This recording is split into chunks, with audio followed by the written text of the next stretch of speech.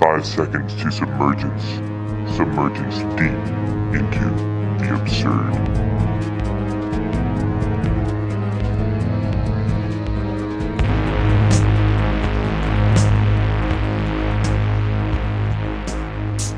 You know, I guess I can criticize a computer, but if I'm the one who doesn't know how to use it, then, it's not saying much about the computer. So back to culture. I guess I'll go ahead and shut up and you can start us off with the intro. Cool.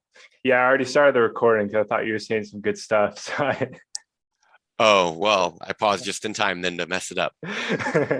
Oh, no, this should all go on there then. No, it will. It's all going to go on there. Well, in terms of culture, if we say, what was Nietzsche even criticizing? Yeah. Who was he criticizing? It's like, okay, it wasn't just European culture. It wasn't just Christian culture. It was culture as such. It was the people in which it lived and operated, because, culture isn't just art. It's not just what comes out of people, whether they're from the bottom or the top. It's also systems and institutions. It's modes of being. Well, it's a whole sociological structure of a people. It's glue. It's the glue between us. Some of it's good, some of it's shit. It's a headspace, shared or not shared. It's a physical space that's either shared or not shared. It's a lot of things. Yeah. But at the end of the day, to call someone a culture critic, like, it implies you're criticizing something that could, I don't know, either one, stand on its own, stand for itself, speak for itself, or something along those lines. And I guess if you have a expectation of culture that that's how it exists in the world, it's like, well, I hate to break it to you, we go back to Emerson, good and bad, or but names given to this or that.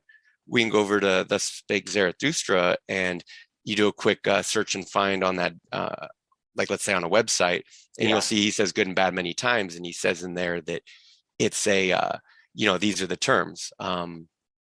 It's what the creators gave to their creations, and it's what a people fancy, and again, it's just names to this or that. Let's see. If the interesting thing about Zoroastrianism, or just whatever it's called, it's one of the earliest, or like it is almost the earliest parent to all the three main monotheistic religions, and it was one of the first that came up with the concepts of good and bad, or at least it had this dichotomy, this like battle going on. It came up with the apocalypse, came up with the heaven, hell. It's really interesting that, and that's why Nietzsche chose for that, or at least that's like part of the reason why he chose for Zarathustra to be the prophet, because of that, because he was basically the guy who created good and bad in the context of religion. Yeah, it's kind of like the etymological roots of the matter, right? And I should cite that knowledge. I don't know if I got it from the Nietzsche podcast or if I got it from this book I'm reading called How to Create Your Own Religion by Daniele Bolelli. So not sure, but I'll post both the links in the show notes. So right. So but continue. Sorry. Well, to criticize culture is to criticize people. And back to the notion of assuming a culture, like if you're going to judge it and assuming it answers itself by its words or deeds or whatever, it's like, well, again, if Emerson pulled the veil back, Nietzsche pulled the veil back, good and bad, they're just words. It's relative. I'm not a cultural relativist, nor would I play that game, but at the same time, we can we can see that it is relativistic. That good and bad depends on the person who created it, who came up with the concept. As he says in the Zarathustra, right? Like, loving ones, was it always in creating ones that created good and bad? Quote, fire of love gloweth in the names of all virtues, and fire of wrath. Right? This is what we've created. This is what we uphold. If it's self-chosen and self-directed, then there is no real judgment or criticism then. Yeah. And it's going, okay, this is a cover for us. And why this is all relevant is because it Self-Reliance, the essay, is coming to a peak here, it's coming to a head. And Emerson's doing the same thing. He's being a culture critic, which is to be a people critic. Like a culture it's all these different things, whether it's space between us or space that pushes us apart, or our own headspace, or the modes of thought or the systems of law and otherwise under which a people live, it's easy to take it for granted. It's easy to not notice it. Mhm. And then it's also easy to, let's see, I'm trying to think, how would you put this? To disregard it. Yeah, well, I was going to say disregard not just it, but also the value tables upon which it's predicated. And, that's the root of that's the root of the matter. Yeah. But, we don't actually, we don't talk in terms of values generally. And very rarely do you see anyone actually do, there is lip service given to cultural values. And usually it's in terms of conservatism, right? Because those are the ones who are concerned about culture. Or it's sticking around in any measure, let's say, or long term, in terms of the larger Western canon, right? It's on 2,000 years of art, literature, political philosophy, market philosophy, a whole, Well, I will various say, civilizations across the globe. I will say that it's kind of like culture is almost like a guitar, and we kind of disregard the value of the strings and like how to tune it and like shit like that. Right. Well, yeah. Well, probably people who don't play them, probably people who they might like the music, but they don't play them, Yeah. I mean, and I don't then play there's guitar. Right. Well, I mean, maybe that's the difference, right? Creator, consumer. Yeah. And, I just mean that in general and as such. But so I could ask, what was left of culture as such when Nietzsche got done dissecting it? Not even European culture, not even Christian culture, because I guess if there's certain games people could, let's say, want to play in a country like the USA, then it's like you listen to the stories and it's like, okay, well, is the country good or bad, right? Like you listen to the judgments of it, right? What's it produced in the world? Is it good or bad? How is it now? How is it back when? You hear all these criticisms thrown around. And so can I clarify something real quick? Sure. So what do you mean what is left of culture? Do you mean what is left to criticize of it, or do you mean what is well left? I mean what if we're going to value it, if we're going to pretend that it means anything other than a cover for our own values and for a way to justify our own self-perpetuation and self-creation through violent, forceful means in the world, because inevitably that's what culture is, right? For people X to exist, they inevitably got to fight with people Z. And, we see how that pans out over time. Dominant forces vying for power, whether it's the Greeks and the Persians, or the Romans and the Greeks, or the Huns and the Romans, right? You see how this, domino, right? Like here's another one. Oh, domino again. Like, okay, and they lasted for a while, and look how great they were, and oh my God, and they're gone. And it's like, look how great we are, and oh my God, and we're gone. It's like, what does culture even mean if its people aren't even present? There's another question. That's another way I could frame it. And these are just different ways to think about it. So you think it's almost a life force? Well, I guess back to, the cover was pulled, meaning it's mythological, meaning that it's kind of like this dream world, and it's the story we tell ourselves, but it's not necessarily true. So it means all the people criticizing one to supplant it with another are also engaging in the same game, because the whole thing is, as predicated on virtue. And, if the Christians of old aren't, liberal and progressive enough, and they need to be supplanted by an even more virtuous liberal youth, let's say, then you see it's like, okay, well, we're back to square one, virtue and morality if not for the sake of God, then for the sake of itself. But it's still, the culture is still being used as the same millstone, as the same grindstone of, pivot left, pivot right. Like, well, how are we trying to, constrain all these forces and keep the civilization going? And it doesn't matter how we do it, how Machiavellian it is, how twisted it is, how blatant the power plays are, so long as it gets done, right? Because this is inevitably what happens. And, the rot and decay brings about the tyranny. And this is all, we're going to get into this in a second, with the Nietzsche's The Gay Science, because it's Emerson was also talking about these same forces of decay at the time. So the notion is, if American values were already missing in action and rotting through, over 100 years ago, and if Nietzsche observed it in his time in Europe, and then, anyone in America who wants to say, well, this country was good or bad or this or that, it's like, okay, so if you say it was good or bad, then the notion is, well, you didn't understand the lesson from European history, from 2,000 years of European history, and you didn't understand Nietzsche's lesson. And then from there, you could say, okay, well, then if you're concerned with America being bad, again, you didn't understand what happened. Like if you did say, okay, America is bad, I don't think it's redeemable.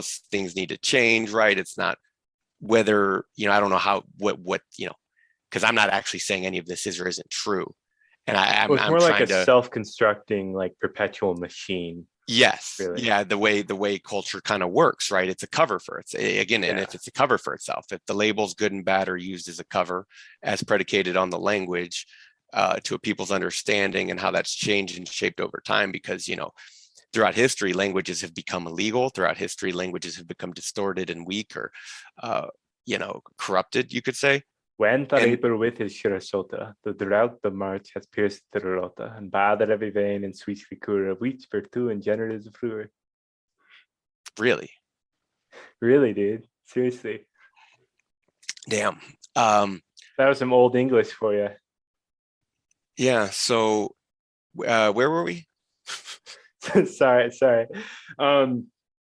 Languages have been made illegal. They've been casted aside. They've been destroyed. Yeah, right. All through Censorship. the engine of culture.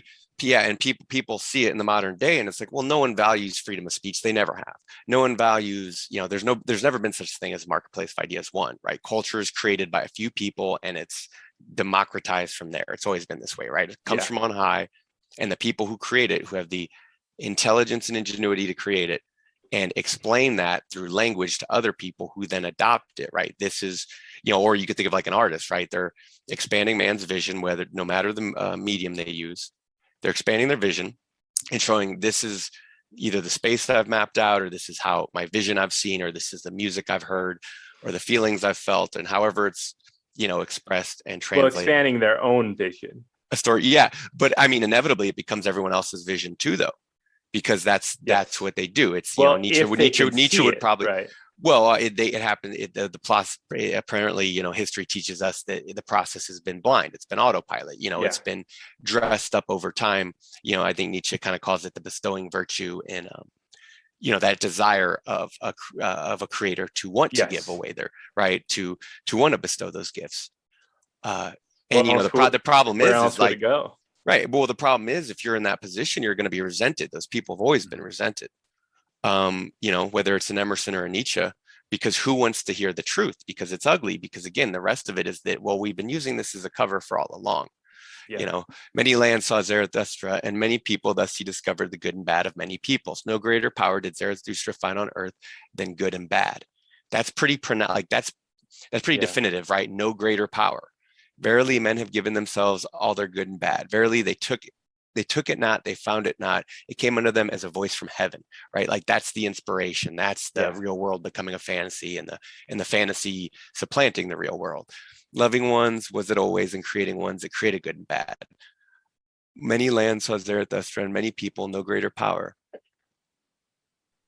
than the creations of the loving ones, right? So here he's calling the creators loving ones, being that they were the ones who birthed the culture, right? He talks about the motherly tendency and the creative tendency a lot throughout his works, including the gay science, which we're going to get into. I'll read an excerpt of aphorism 24 here. And it's pretty funny because it's the end of the aphorism, it's pretty long, but it just says, quote, Europe is an invalid who owes her best thanks to her incurability and the eternal transformation of her sufferings. These constant new situations, these equally constant new dangers, pains, and makeshifts have at last generated an intellectual sensitiveness which is almost equal to genius, and is in any case the mother of all genius. To call Europe an invalid, okay, back to Nietzsche being a culture critic, right? Yeah. It's like to call a culture an invalid is to call its people an invalid. So by necessity, he's saying Europeans and European descendants are terminally ill. Her best is an instinct and a will to power and health over the masses of conformity and thoughtlessness. It's like, let's backtrack a little bit to that the eternal transformations of her sufferings. Yes. Now Nietzsche saw that was necessary. Yeah. And like, what are we eternally transforming, right? Like, what are we transforming our suffering into? I just recently listened to this podcast, and it was the Duncan Trussell family hour. I don't know if you've heard it, but he was relating money to like suffering tokens, basically. Like it's like, this is how much I've suffered. Here you go. Right. So in a sense, like money, greed. You shouldn't have opened that. You shouldn't have opened that door, man, because like I've been pondering it for a while. If you heard the term "fuck you" money, like it's got to be an American invention, and it tells you exactly what our values are and aren't. Namely, that we have no values, right? Like the whole point, and Nietzsche talks about this early on in the gay science too. That like the best thing about Europe was her ability to generate wealth. Yeah. But she has like no actual like culturally significant, occupation with it, other than to figure out how to do more of that and to do just more of that. Well, I will clarify here that think about it. If we've come this far, and now the notion is, I want nothing to do with this. I just get mine and get out, and I want nothing to do with the rest of you. Never mind whether it's any judgment of it. It's just, it shows you where the culture is at. Yes. And to me, it's like, okay, whoever first coined that phrase got to be American, because it captures our values. And it's like, because what are our values? Do we value age, wisdom, tradition? And it's like, no, of course not. And I guess you can say on like that, those familial values in certain respects will always be there and have always been there. Yeah. And that's true, right, to a point, because cultures have always survived and gone back to those medians and those baselines as necessary, right, over time. Yes. Through war and famine and plagues and all that stuff. So it's cyclical anyway. And it's always going to be cyclical. Right. But again, back to the rot and decay here, Emerson over 100 years ago, it's like, okay, if this is where we're at, that this is all we have to say to people, is to go, well, you can chase these objects, but like, don't expect anything else from the people here. Like, you can't expect, like, don't blame them. Don't blame them. Don't ask for anything for them. Don't expect anything of them. They just work here. They were just educated here. They just live here. Right. It's not like, there is no guiding light. There is no goal or plan. There is no, and people will try and tell you otherwise, but like this much hasn't changed. Like these were some of the biggest critiques of culture. Going again, if this was a mythological framework and manifest destiny petered out, and it was a strong engine that carried those old world Europeans forward, and then just kind of, landed in the mire of the 20th century, it's basically, it's almost like witnessing a standstill, or, because you see on such a large scale, it's like, well, I don't know. How do you jumpstart such a big corpse? I don't know. It's much different. Even the destruction after Europe in World War II, let's say, it's like, well, you had very clear lines of what to do after that, right? Bury the dead, clean up the rubble, build anew, make more babies, right? Like the lines were very clearly in front of them. Mm-hmm. And then, I guess this kind of, but I guess an important thing not to take for granted here, because, people with their with their complaints and their criticisms, they let out a lot of confessions, and chiefly among them is that, that if they feel betrayed or upset by what's going on, then it shows you how badly they mistook just what this country was and where it was headed and what it was destined for. Or what it was fated for and what it was destined for, if they actually think that what's happening right now is a problem. Yeah. Well, it's also, there's also the psychological manifestation of the apocalypse and the end. Well, you can witness in real time. Well, people never want to hear it. And like, it's almost like they don't want to see it. And there's this weird side of it. Like, let me put it like this. So a zebra doesn't necessarily recognize a lion that's laying down. He won't react to that lion like he will to a lion crouched over there or running at him. Yeah. And, imagine you live next to a predator who ate your children, right? Like, would you tolerate living there? Are you going to stay living there? No, you're not. You're going to figure something out. You're either going to kill the predator or you're going to move. But a zebra, he'll just pass by a lion lying in the shade. He'll pass by like it's not even there. And my thoughts But here's a question. Here's a question before you get into that. If I were to move, would there be a worser predator, or is this like the weakest predator around? Well, I guess you just had, the real answer would be something like you'd have to roll those dice, Yeah. But it's a question of what the zebra is aware of, and I guess it relates to memory or in its corollary forgetfulness, because then I question, Okay. why does the zebra not react? And then it's like, well, it lives hand in hand. It lives right next door to its predator, and there's no escape. Yeah. So for nature to allow this creature to live in a state that isn't permanently stressed out and schizoid, and that'll kill it, Yeah. to lead to maladaptive behavior, let's say, it had to instill a certain forgetfulness, a repose in this, I'm a dumb animal, zebra, or whatever zebras think about, or however that sounds to them, Yeah. that's what the zebra's doing. But he doesn't recognize that there's a lion. And here's the thing, like you, Greg, you recognize, to be aware of a lion, whether it's chasing you or it's in a tree or it's in, right? Yeah. Well, so I will also say Excuse me.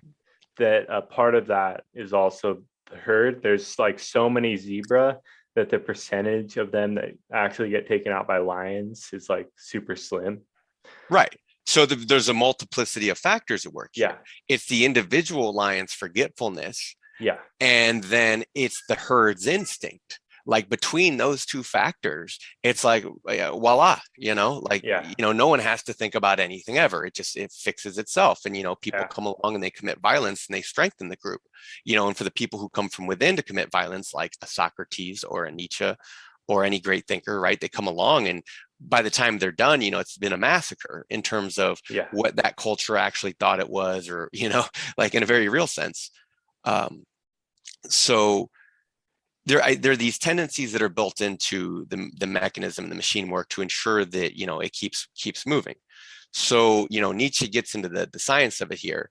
We just read Europe being an invalid, who was her best thanks to her incurability in the eternal transformations, meaning, it's been up to the individuals who, when the culture was stagnating and dying, they've done what's necessary. And then over time, it's like you see, okay, well, is that even enough anymore? By the time you're hundreds of millions of people, it's like, is that enough? And the answer is, well, I guess we don't know yet, right? Like we haven't seen what large modern, was it fourth industrial revolution, fifth industrial revolution civilizations look like on a long-term scale, right? It looks like this shift is beginning with America in decline, is what it is. Again, it's where we were headed. Back to the notion of, if people are upset with what's happening, it tells you that they don't understand it. Doesn't mean that they're wrong, let's say, or that, you could make any number of judgments depending on where you're coming from and why and what your motives are. Yeah. But it all heads in the same direction. So he's got this other aphorism, knowledge of distress. And it begins, quote, perhaps there is nothing by which men and periods are so much separated from one another as by the different degrees of knowledge of distress which they possess, distress of the soul as well as of the body. With respect to the latter, owing to the lack of sufficient self-experience, we men of the present day, in spite of our deficiencies and infirmities, are perhaps all of us blunderers and visionaries in comparison with the men of the age of fear, the longest of all ages, when the individual had to protect himself against violence, and for that purpose had to be a man of violence himself. And he's talking about just ages past, right? Where, there were no police to call, or that by the time you had police to call, you also had nosy Christian neighbors, and also you still had to be aware of threats, and you still had to be the primary force giver. You had to be when men had to account for all these things, when there was no escape, when the responsibility wasn't diffused, let's say, both not just feeding oneself but also protecting oneself. But some people do still live like that, right?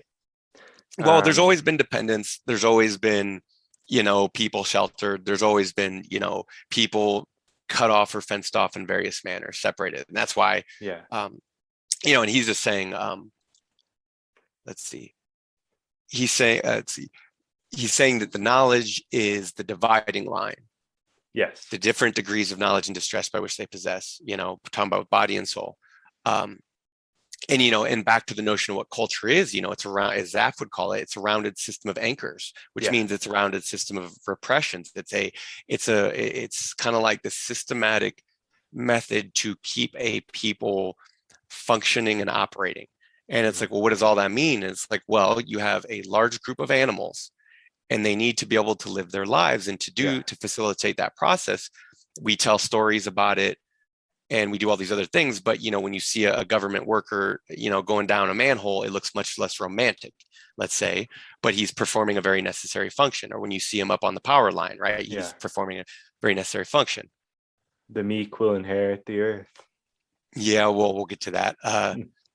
So I'll go on with this aphorism and then we'll get back to the essay. At that time, a man went through a long time of schooling and corporeal tortures and privations, and found, even in a certain kind of cruelty toward himself, in a voluntary use of pain, a necessary means for his preservation. At that time, a person trained his environment to the endurance of pain. At that time, a person willingly inflicted pain and saw the most frightful things of this kind happen to others, without having any other feelings than this for his own security, without having any feeling for his own security. As regards the distrust of the soul, however, I now look at every man with respect to however he knows it by his experience or description, whether he still regards it as necessary to simulate this knowledge, perhaps as an indication of more refined culture, or whether at the bottom of his heart he does not at all believe in great sorrows of soul, and at the naming of them has in mind a similar experience as the naming of great corporeal sufferings, such as toothaches and stomach aches. So we'll stop there for a second and just say, like, he's talking about a certain aspect of perception or understanding. I guess if Voltaire said that there's men so simple that they can only contemplate the earth in terms of like basic facts, and I guess in modern times there's been research coming out saying things like some people kind of like they've suggested that some people don't really have much of an internal monologue or dialogue, to the notion that we seem to have, with the theory of mind, you could say goes that very mediating force of this dividing eye that says I am or I am not, like that's me or that isn't me, or I'm going to create more of me or less of me, right? Whatever it is we're doing. That'd be weird. What, to create less of yourself? Well, I guess that's to like not have an internal dialogue. Yeah, I mean that would make you I think that would either make you like a zebra or a non-entity, or maybe like maybe that's the perfect herdsman is what that is. I don't know what that is.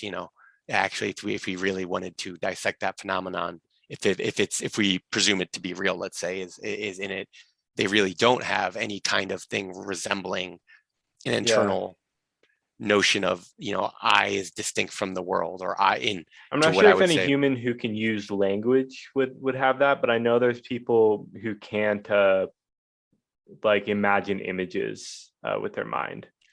Yeah. Okay. So that right away, I think of like, lack of imagination, lack of creativity, right? Lack of, I don't know, that muscle just isn't there. It was never developed, or they were born without it. I don't know. Let's see. We'll keep going though. So we were talking about, we were talking about it is thus, however. Right. And it doesn't necessarily mean when he talks about that man, when Nietzsche talks about, such as toothaches and stomach aches, this guy equating, let's say, one's thoughts and feelings, one's introspection, one's depth, let's say, like conflating that with like a depth of pain comparable to toothaches, right? Those are worlds apart. They're two different things, internal and external sight and suffering. But I'll move on with the aphorism. It is thus, however, that it seems to be with most people he says, it is thus, however, that it seems to be with most people at present. That again, and I guess this reflects, I'm interjecting here, but it reflects in our political philosophy, right? The notion of like, well, if everyone just has enough food and money, they'll be happy, right? That's the notion. Like they'll be happy enough that none of these problems that have happened for the, I don't know, is it that any, let me ask you this, with modern political philosophy, is it that all of the, or any of the problems of the last, tens of thousands of years will disappear? Like what is the idea behind any of it, that it's going to solve or cure anything? Well, it's the same idea that's been around since there was politics. Keep the little people out, step on them, but well, in a sense, like they poisoned the well again. Well, it's kind of like you got to dig a new well. You get an ideal when you're a kid, and it's either brainwashed into your mind or you kind of develop it over time. And some people are super passionate about it, and they have enough money to go out there and like try believe it. Yeah, to both try and or believe. Yeah, try and or believe that, because you don't have to believe in anything to like put an idea or message and all that other stuff out Yeah. there. Yeah. That's a whole nother psychological can of worms, right? They just push it basically. Right. So it's kind of a need for the individual to have power. At least in my view, that's what politics is. It's first and foremost a need for the individual to have power. Oh, stemming from them receiving or following orders from someone else. well, Nietzsche's got choice words about that in the gay science as well. Like the first like 50 aphorisms, it's from politics to, these matters of toothaches in the soul. Yeah. He talks about that in there, and he talks about basically how Machiavellian the politician is. He has a good, I don't remember the title, or I'd put it out. Maybe it's, I just get a glance here, maybe it's the lack of a noble presence.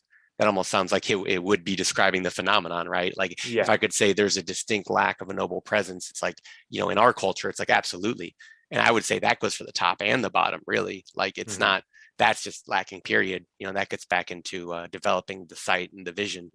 But I guess we'll just keep moving forward here, because I mean, there's more and more to say, but otherwise we'll wind up on this, only on this.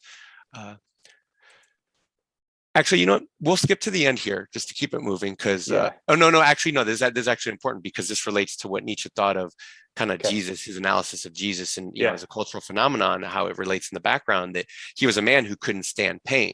Like the thought of pain was just too much to bear, and he wanted everything to be so soft and easy for everyone, so you get into heaven and God will love you and all this other stuff. So we'll keep moving here. Owing to the universal inexperience of both kinds of pain, toothaches and the soul, and the comparatively rarity of the spectacle of a sufferer, right? Because we all just soldier along and go along with it, right? Shut up, don't ask questions. An important consequence results. People now hate pain far more than earlier man did, and calumniate it worse than ever.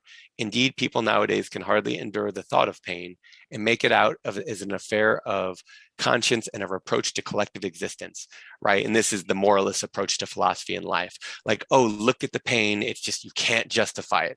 And it's like, well, sorry, it's the wrong planet. You were born on the wrong planet, you see? Like what has shaped the animals here is pain and suffering. It's the evolutionary arms race. I'll keep moving forward here. So the thought of pain and make it out to be an affair of conscience and a reproach to collective existence. The appearance of pessimistic philosophies is not at all the sign of great and dreadful miseries, right? So it is important to note, he's saying the appearance of them is not the sign of the miseries. For these interrogative marks regarding the worth of life appear in periods when the refinement and alleviation of existence already deem the unavoidable gnat stings of the soul and body as altogether too bloody and wicked. So basically he's saying it's decadent. He's saying it's excessive. By the time you have a pessimistic philosopher, it's like, oh, you're already, slumping to the next nadir. That's why it could exist, that a philosopher could exist in the first place in your civilization. Number one was the first step towards decadence. And the step number two was that, that's where they wound up going, oh, wow, we can't justify this at all.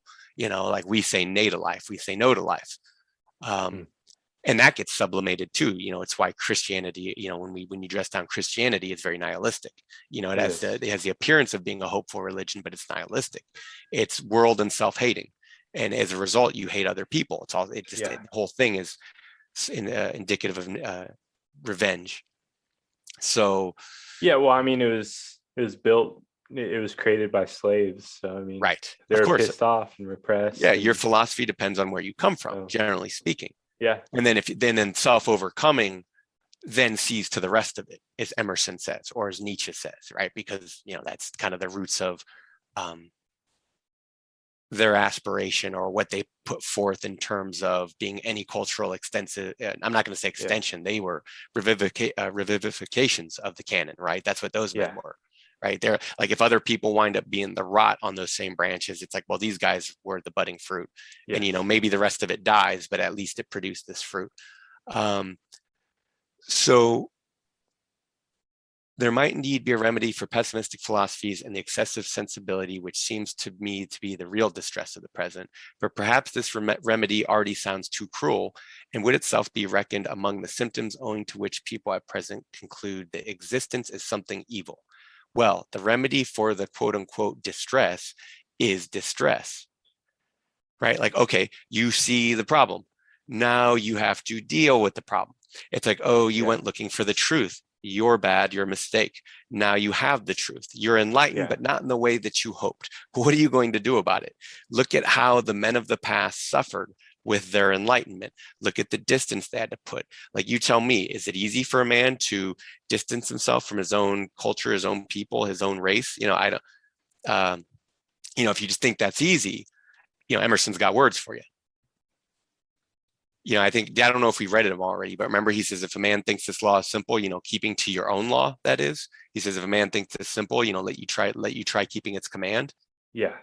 Yeah. You get bowled over real quick. Everyone knocking on your door, begging for a nickel, asking for help with this cause or that cause, yes, your own mother, your own sister. Yeah. Then you start getting controlled, you start getting pulled down and tethered to them.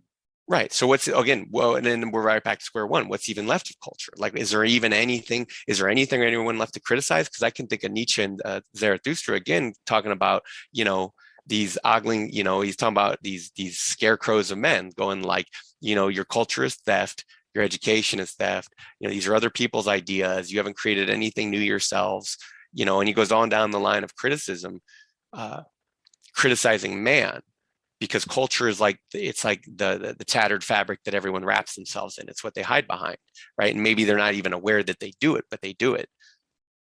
And it's funny because in that part, he says, that's what scared him the most. That there was nothing to even recognize in them. He said, if you guys even tried to be, something along the lines of, if you guys even tried to be yourselves, like, people wouldn't even recognize you. How could we recognize you modern present day men? And it's like, it hasn't changed since then. We've only headed further in that direction, because American culture is an offshoot of European culture, is an offshoot of Christian culture, is an offshoot of Jewish culture, right? And the way this soup has had many elements added and taken away, what we couldn't escape. Greek culture. Yes. Oh, Greeks from. Oh, I'm not. Yeah. Of course. No, I know. I mean, I was just saying, there's a bunch of extra stuff in there too, but I was following particularly that genealogy, right? To say that was the ticking time bomb, though. Yes. That's what America inherited. I think we mentioned it last time, right? Mm-hmm. You founded it in Christianity, slavery, revolution, and democracy. It was just inevitable that there would be cataclysm here, right, on a cultural level. There was no way to reconcile all that. No one's come along to reconcile that. And what people have on offer is not enough. And people are too disparate and separate anyway. And maybe it's a good thing, because maybe it's the only thing that's kept something like Americans from really getting stupid, or, if it's possible, dumber, in terms of their behavior, cultural decay and decline. Yeah.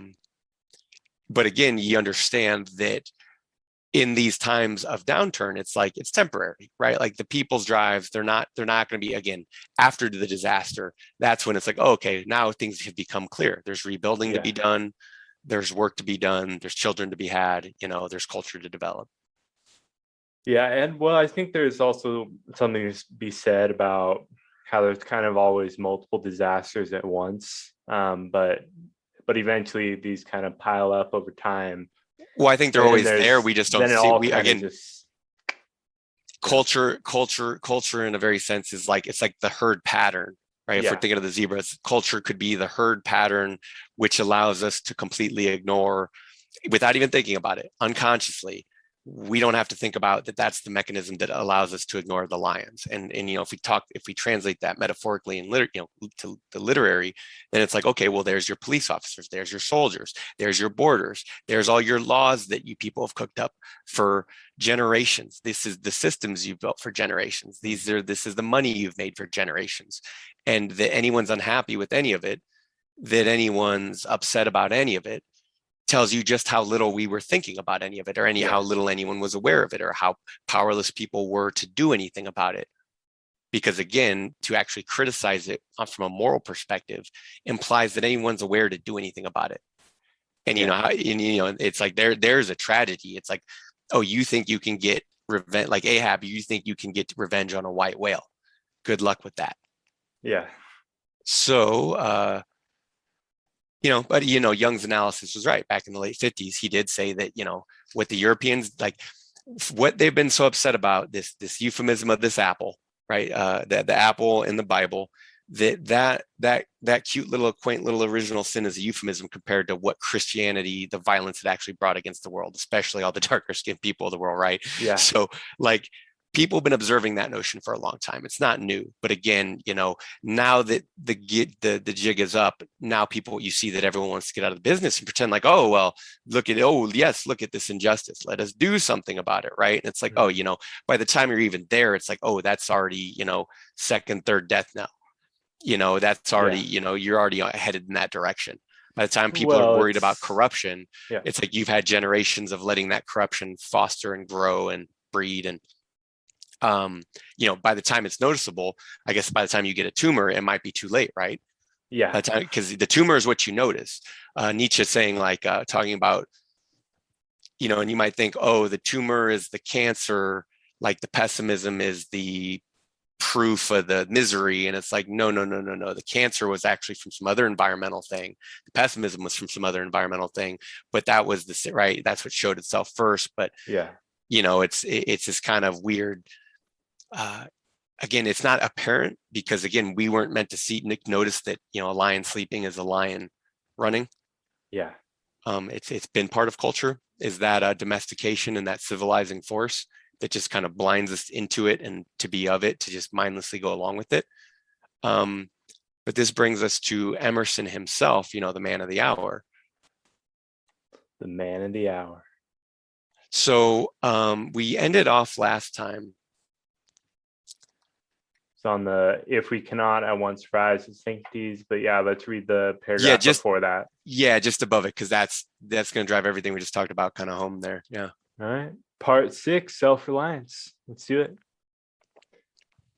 But now we are a mob.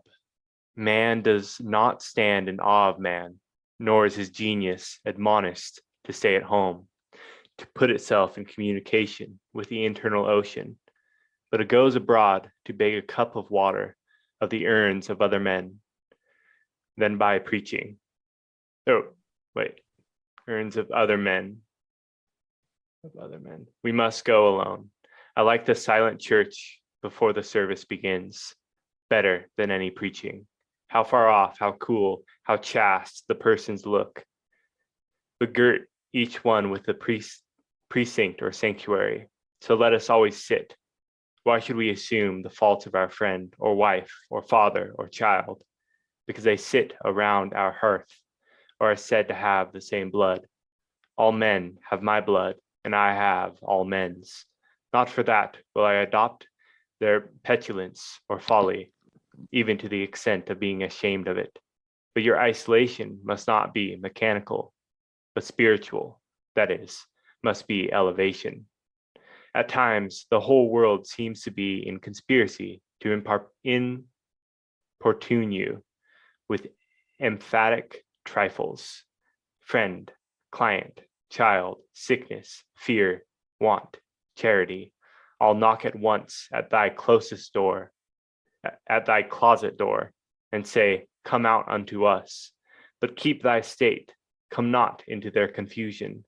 The power men possess to annoy me, I give them by a weak curiosity. No man can come near me, but through my act. What we love that we have, but by desire we bereave ourselves of the love. I give them the power men possess to annoy me. I give them by a weak curiosity. Right? He's saying if you're offended, it's your fault, and he's right. It is true. It's hard to recognize. It's hard to understand. It's the zebra lion territory. It's one of those aspects of consciousness. Like I wouldn't expect a super young person to understand. I wouldn't expect inexperienced people to understand. But it's there.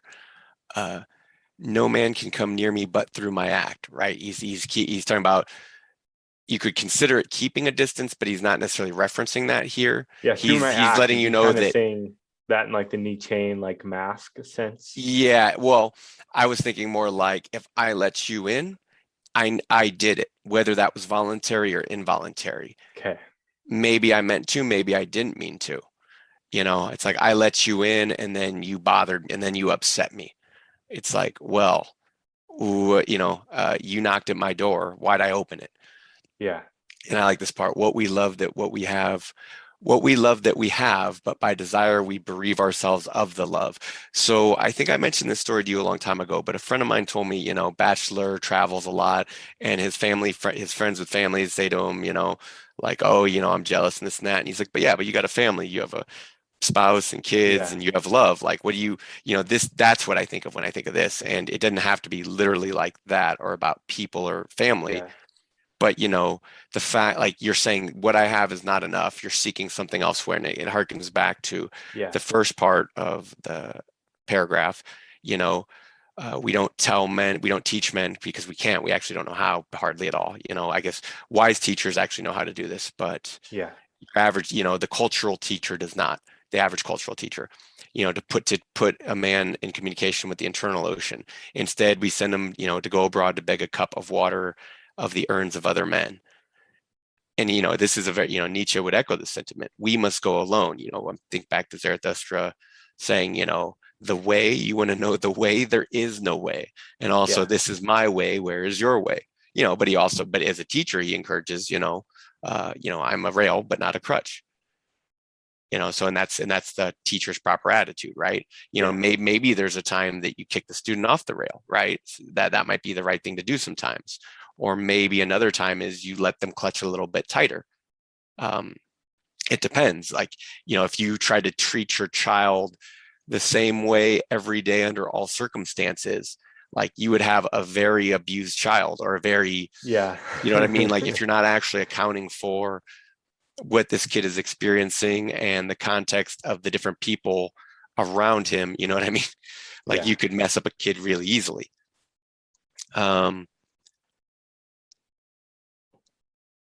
So You could we want, destroy them. Well, yeah, especially absolutely. even if you like treat them nice all the time, or you Oh, don't give that's them another, any. whoa, absolutely, because that's not real either. Exactly right. That's not, you know, um, You're putting them in a zoo, right? Where they have like this controlled environment that pretty much it would depend on your position when yeah. in relation to them or over them, if it's a Yeah. child or something, because in a certain circumstance it might be perfectly fine, if there's a certain reciprocity there. Yeah.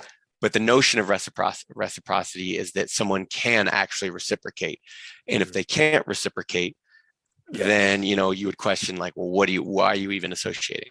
Yes. um, Yes. So, but that doesn't mean that doesn't, but despite differences, because, he talks about, why should we assume the faults of our friends, our wife, our father, or child? These are people in your life. These are people Yeah. who presumably, like, you're not just going to walk out on them. That's not Yeah. what he's suggesting or saying. Uh, he's just saying, like, if you see that they're full of shit, why would you abide? Yeah. The answer is, you don't. Mhm. Yeah, well, And what do then you there's a mean by question that? of, well, okay, if there's an elephant in the room that needs addressing and you haven't addressed it, well, whose fault is that? You could, maybe if you saw it, then that means you were the one to take the lead. You could have Yeah. taken the lead. You didn't. Why didn't you? This gets into question. Like, I guess we tend to think of this sort of behavior and mindset as it's both leadership thinking, and it's also, you would call it, not just leadership, and not just a position as mediator. It eludes me at the moment. Oh, okay. I guess we tend to frame these things in terms of cowardice and bravery, and we encourage one and hate the other. One's good, one's bad, right? You see very quickly, despite the fact that we love notions of cowardice and bravery, that they suffer from the same moralizing. That inevitably, to even imply that one thing is courageous and one thing is not, is to imply a moral framework. But then what else do we have to admire? Because apparently, never in history has anyone admired weak. Like, no one's outrightly aspired to be weak. There might have been weakness or madness taught under the guise of something powerful, Hmm. but it's never been consciously like, yeah, I want to grow up to be just dependent and, like, I want to grow up to be pathetic and judged by everybody. Like, no one wants to Yeah. actually be that person. I guess for the way, American culture is at present with that, when you, like, I'm sure you saw it earlier when Nietzsche brought up that question on the sensitivity to pain, that it's just like, oh, Yeah. it's just, we can't stand a second of it. Like, oh, you shouldn't have to wait for anything, and you shouldn't have to suffer for anything. It's like, I don't Yeah. know Well, how that's kind much of what I more. was telling you before the podcast started about work, right? Because like my job's not that bad, right? But like if Right. I, like working overtime and not getting paid overtime is like shitty, right? But it's not that bad because like I sit behind a computer Right. all Well, day, we right? have law. We technically have laws against that. So like Yeah, if you wanted to be, but like here's the thing, it's like if you go and blow a whistle, it's like that. Like no employer is going to want to hire. You know what I mean? yeah, Like it's like you're spiting yourself out of the game yeah. Well, I because don't think you there's a fight law the game. against it if you're on salary though.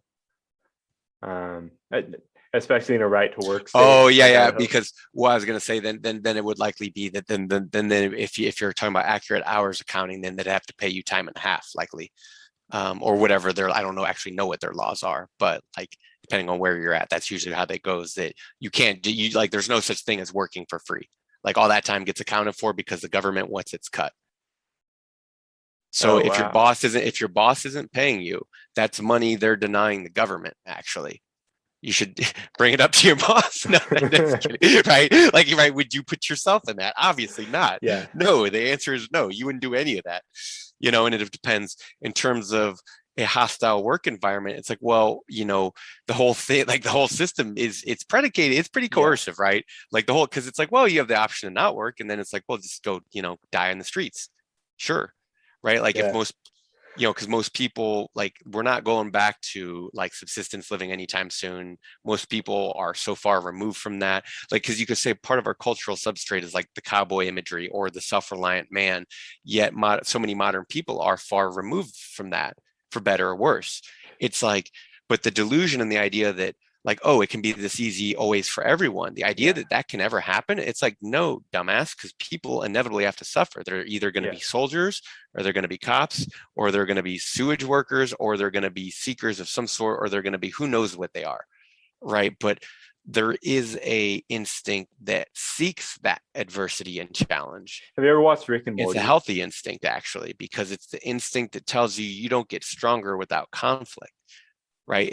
That's why Nietzsche talks about war as strength. Yeah, It's and he also talks about war as a means to avoid suicide, and I'll point it out from time to time that it's telling in the U.S. like, right, it's like here's a cultural indicator that's been around for a long time, but no one talks about that. It's telling that the country has not cared about winning wars in almost a century. Like yeah, that shows you another aspect of the trajectory we've been on. It's like, okay, war's just been business then. There's been yeah, nothing to survival or strength about any of this. yeah, It's just okay. Anyway, go or some of it has been power plays. Like, yeah, let me correct that. Some of it has been about strategy, strategic positioning. Like military history proves it. I'm not going to deny that some of it wasn't necessary or useful or good. yeah. Um, But that's for the besides the most point. part, it was basically to make money. Yes, yes. I mean, this was the warning of the congressional military industrial Yeah, complex, because the military, again, like culture itself, the military it's not self-creating and self-sustaining. It needs a Congress to direct it, right? It's like, okay, where do we have a bat? Where do we swing this thing? yeah, We happen to have built it. It was happenstance that we want, there's some of that germs, gun, steel in here, right? That, we just happen to wound up on top after World War II. We had our heyday. There was our incline, and now is our, there's the declivity. yeah. There's the double will. There's the decadence. There it's all setting in. But you were starting to say? Oh yeah. You mean about Rick and Morty? Yeah, yeah. Yeah. So there's Oh, that this. was a telling show. By the way, the fact that that show came into existence, it's like, oh, that's that. No, Yeah, it was there's a cultural pin in that. Um, yeah. Well, there's this episode where like Rick, like you find out like how Rick powers like the spaceship, and it's powered off of these mini people inside of this tiny universe, like this little microscopic universe that essentially they just have a bunch of power plants, and then all that energy goes towards Rick's spaceship, right? right. It's culture. And then Morty's like, yeah, well, isn't that just slavery with extra steps?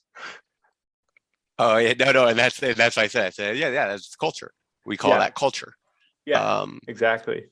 but I mean, but take it seriously and say, okay, but if it wasn't for those people who first carved out that space, who first had that sight and developed the senses for further sight, Yeah, to further see what we couldn't see, to further understand what we couldn't understand, to develop a language for it even, to further explain and expound and expand, and to eventually, again, like Emerson traces that genealogy in this essay, not just the language. He does in the larger series of essays, it's even more in depth, right, in the whole of it.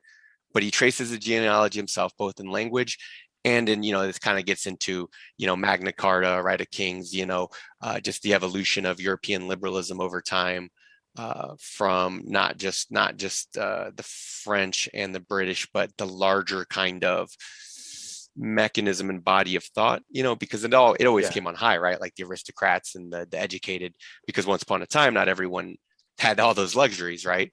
But now that we've arrived here, and now that we're here, it's just like, okay, well, I guess, we all need our private jesters, and we all need, we just shouldn't suffer at all, right? Like, it's terrible that life asks anything of us. And then to my mind, again, like if to me,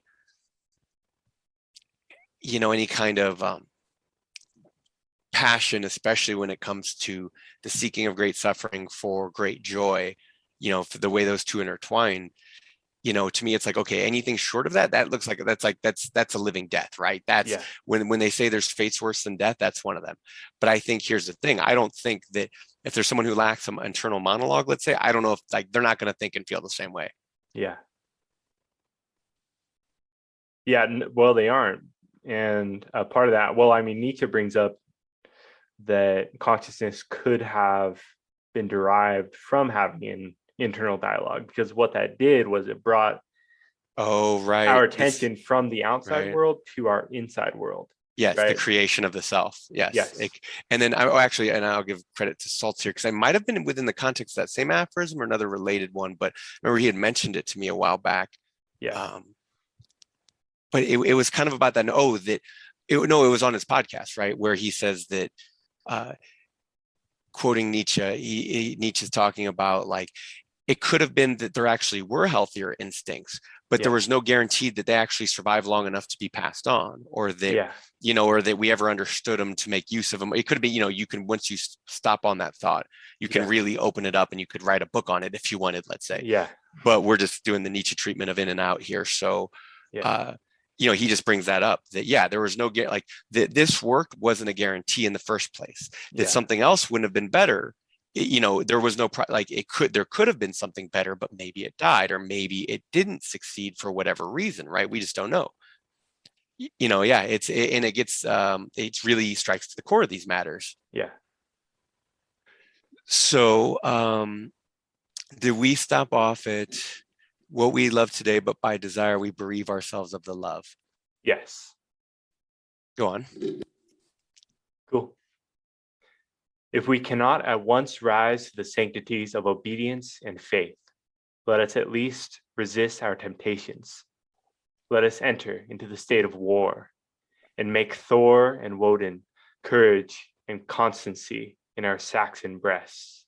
This is to be done in our smooth times by speaking the truth. Check this lying hospitality and lying affection. Live no longer to the expectation of these deceived and deceiving people with whom we can converse. Say to them, O father, O mother, O wife, O brother, O friend, I have lived with you after appearances hitherto. Henceforward I am the truth's. Be it known unto you that henceforward I obey no law less than the eternal law. I will have no covenants but proximities. I shall endeavor to nourish my parents, to support my family, to be the chaste husband of one wife. But these relations I must fill after a new and unprecedented way. I appeal from your customs. I must be myself. I cannot break myself any longer for you or you. If you can love me for what I am, we shall be the happier. If you cannot, I will still seek to deserve that you should. I will not hide my tastes or aversions. I will so trust that what is deep is holy, that I will do strongly before the sun and moon whatever inly rejoices me, and the heart appoints. If you are noble, I will love you. If you are not, I will not hurt you and myself by hypocritical attentions. If you are true, but not in the same truth with me, Cleave to your companions. I will seek my own. I do this not selfishly, but humbly and truly. It is alike your interests and mine, and all men's, however long we have dealt in lies, to live in truth. Does this sound harsh today? You will soon love what is dictated by your nature as well as mine. And if we follow the truth, it will bring us out safe at last. But so, you may give these friends pain. Yes, but I cannot sell my liberty and my power to save their sensibility. Besides, all persons have their moments of reason. When they look out into the region of absolute truth, then will they justify me and do the same thing. Damn. Yeah. That kind of just brings up the whole, like, just being, that almost like delves into Sartre, and just being authentic to yourself. And you're doing people more justice by being authentic and being honest than you are by being like some people pleasing, like wacko, right? Well, I mean, that's that is culture's best function, though. Yes. Is to domesticate, is to socialize, like British, like the tendency, like the British are procedural. They have their methods and systems, and as a people, they're generally very polite and very nice, and and like Americans are, even though they're not British, they are overly polite, right? Like they're very, they they're not all British, that is, right? Like it's definitely within the culture. Yeah, because I've heard people from other countries will meet Americans and they'll be like, wow, Americans are so nice. Oh, right? It's like, well, you don't know what they're really thinking. You don't know what they're really thinking, number one. Yeah. No, it's like when we exported McDonald's to Russia after the Cold War was over, and they're like, service with a smile, like, well, get the hell out of here. What are you people? Like they just, and they were, they couldn't trust or believe it. And, maybe you could say rightfully so. But so you may give these friends pain. It's a curious thing to sneak in there. So you can give these friends pain. Yeah, if you can love me for what I am. He's not making an apology. One of my favorite parts is, if you can love me for what I am, we will be the happier. If you cannot, I will seek to deserve that you should.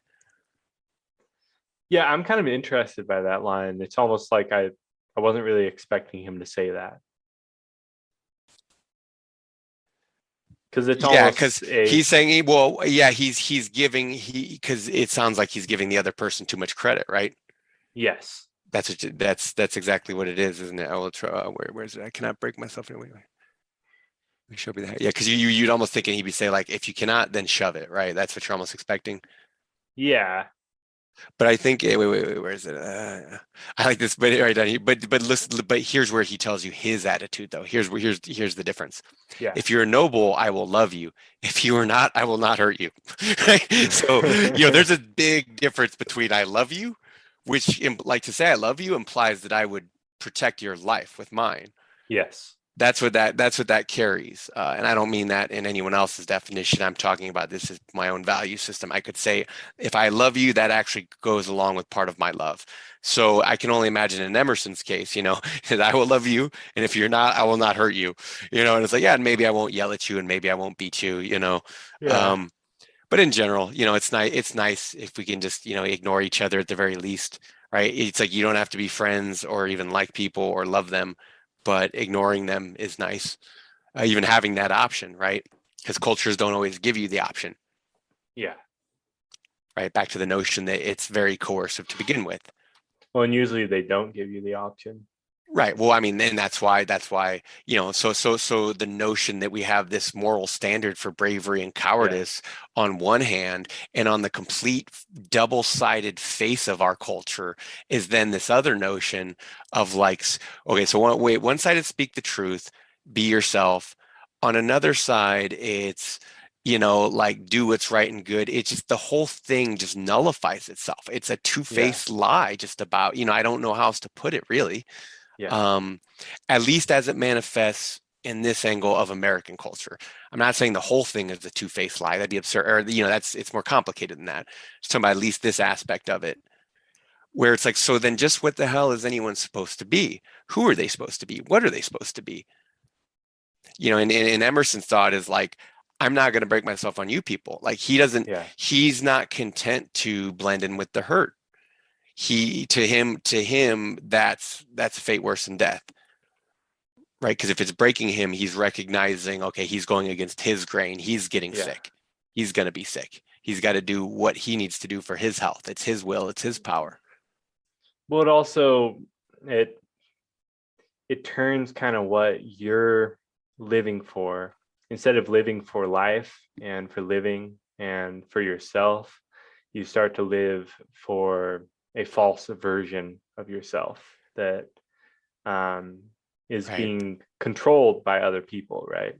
And see, that always comes, that whole angle, that always comes off as a bit nihilistic to me, because then at the end, because then the notion is like, well, if the whole thing is a lie or backwards or so fundamentally skewed as to be worse than nothing, like I don't know, it's hard to explain, it's like, which is worse, nihilism or Christianity? And I can almost say Christianity, because it's dressed up so nicely, it's insidious, but they're the same thing.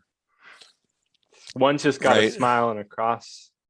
Yeah, and I guess this goes back to the two-sided nature of it. It really is deep in the culture, isn't it? And it's even in the modern politics, like modern liberalism of like, hey, like all-inclusive, we love you, we'll tolerate you, but, we'll rip your face off if, you said anything bad about, I don't know, blue people. Damn blue people. But how about this line? They're always singing and dancing and throughout the discovery world or whatever. And they got that group, annoying. Get that paint everywhere in Las Vegas. You will soon love what is dictated by your nature as well as mine, and if we follow the truth, it will bring us safe at last. But so you may give these friends pain. Yes, but I cannot sell my liberty and my power to save their sensibility. Right? To him, liberty is power, and he's not wrong, because it's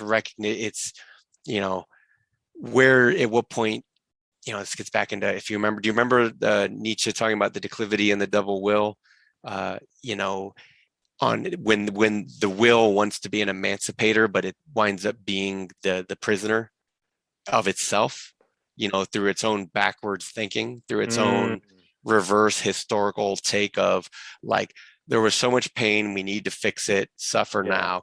Like, it seems like life sucks for most people, and the notion is like, well, we either defer that suck till later, or we'll just take it all on right now. And it's like they live in that kind of like attrition state. Like, you see how it manifests in Christianity, you see how it manifests in Buddhism, now you see how it manifests in politics. It's just like, oh, the world is so terrible and we're so terrible. And it's like, I'll say like, yeah, sure, individually, like collectively, it's blind. So it's like, to judge it collectively is absurd. Like, to say that it even has a choice or a will is absurd. It's like, no, herd of zebras, they don't have a choice. Like, they're where are they going to move to? Are they going to go set up shop in like Antarctica? Like, no, that's not how zebras, like, we're no different. Like, we're not going to, we're not, exactly. Their happiness is meant to exist in Africa, right? Like, they're like, that is where they live and die. That's where they express themselves. They evolved to live there, just as a matter of fact. Similarly, we evolved to live here, all over the place, even in space. But then it's a problem that we evolved to do that, yet we can't seem to be happy or content with that. And then you question why. Back to, I guess I've questioned you before, right? Or thrown it out there rhetorically or otherwise, right? What was so bad in the first place? Why do we conceive of life and desire as suffering? Why are other people so terrible and suffering? Right? Like, what's going on? What's so bad here? Like, why did Emerson even need to write this essay? I guess we'll keep going and maybe we'll figure it out. Sounds good. So, okay, I'll take us off here. Cool. Next paragraph. Correct me if I'm wrong, but I'll start going.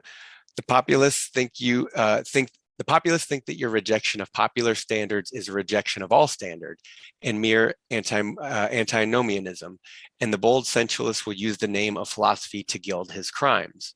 Right? See, this is Emerson pulling pulling the veil, right? Like who's behind the cover? It turns out nobody. Yeah. But the law of consciousness abides. There are two confessionals, in one or the other of which we must be shriven. You may fulfill your round of duties by clearing yourself in the direct, right? Like you're doing your time, or in the reflex way. Consider whether you have satisfied your relation to father, mother, cousin, neighbor, town, cat, and dog. Whether any, right? It's pretty good humor there. For like the 1840s, right? It's pretty cheeky. It might be a bit of a dad joke, but whether any of these can upbraid you. But I may also neglect this reflex standard and absolve me to myself. Right. So he's talking about like I can cut and run in both ways. He's saying in theory he could do both, at least. I have my own stern claims in perfect circle. It denies the name of duty to many offices that are called duties. Right. And Nietzsche would spell this, 10 way, he would run around this one and spell it and frame it many different ways and times, or at least a few, talking about differences between, necessity and happiness, and obligation and the bestowing virtue, and kind of this back and forth between, I don't know how you would even mediate that philosophical, let's call it position or job, even. Let's call it a job. It's like Confucian duty versus Taoist. Yes, there you go. Okay, passion, very good. Right. Perfect example. Yes. One, and Nietzsche says, Nietzsche says, early on in his career, don't deny that the state may well be the highest duty of man, but he just goes on to say there are men and duties beyond the state, and there's a whole lot of it. So, but if I can discharge its debts, it enables me to dispense with the popular code. So he's talking about self-overcoming. The notion is like, okay, well, to your culture, why do you feel so indebted in the first place? Or if not your culture, to other people? And it's like, well, I guess to the degree that culture, you would say, well, that's your everything. That's your mode of thought, and that's your life raft, and that's your headspace and your physical space, right? It's a lot of things. It's also your art and your schools.